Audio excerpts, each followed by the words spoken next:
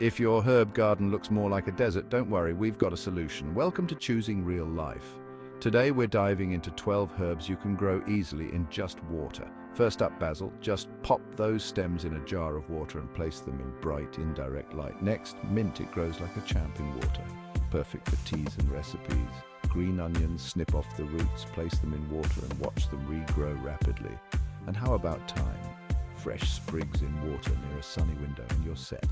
Oregano thrives in water, a must-have for pizzas and marinades. Rosemary, patience is key, but worth it for that aromatic supply.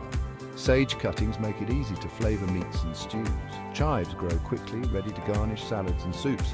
Lemon balm adds a refreshing touch to teas. Cilantro cuttings for endless Mexican and Asian dishes. Parsley on your windowsill, always ready to use.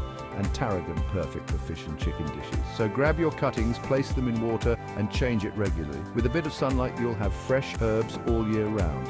Like, subscribe, share and comment. Thanks for watching Choosing Real Life.